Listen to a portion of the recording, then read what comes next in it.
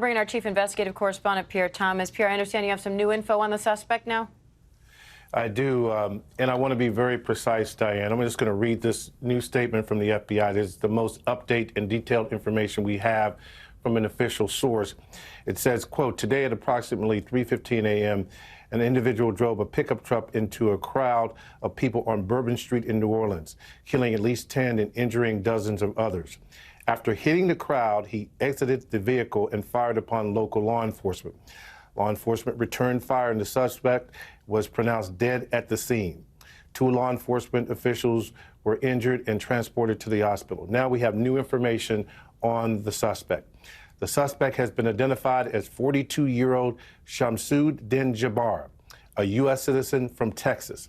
He was driving a Ford pickup truck, which appears to have been rented, and we are working to confirm how the subject came in possession of the vehicle.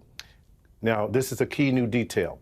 An ISIS flag was located in the vehicle, and the FBI is working to determine the suspect's potential associations and affiliations with terrorist organizations.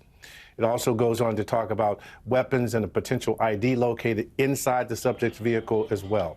So this is the latest information the FBI has on the situation. They're continuing, as they say, to look at these devices to see if they're viable.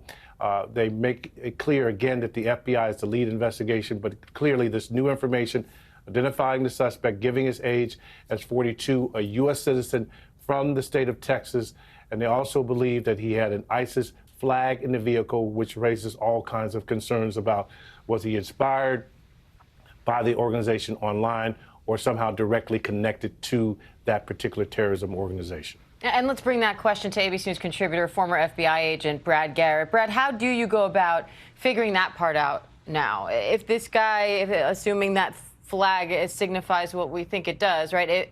How do you figure out if this is just someone who was kind of a fan of ISIS and inspired by them, or someone officially working with the organization? So you can start with history, and history tells us that these tend to be lone actors, yes, inspired by ISIS, but online, but acting alone. So we'll see if he fits that.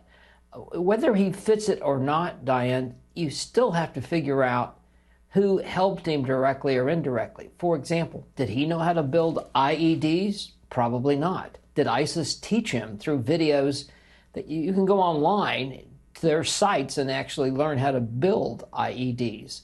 All of that becomes important, because is there maybe not there with him at the scene, but who facilitated him to end up doing what he did this morning? So that's going to be, in my view, the real key is the other players may be indirect, because that also can take you to other potential leads. Not necessarily maybe in reference to him, but maybe identifying other people that are in the process of being radicalized because they're dealing with the same recruiter or a person in ISIS that spends his or her day trying to talk people into doing what happened this morning.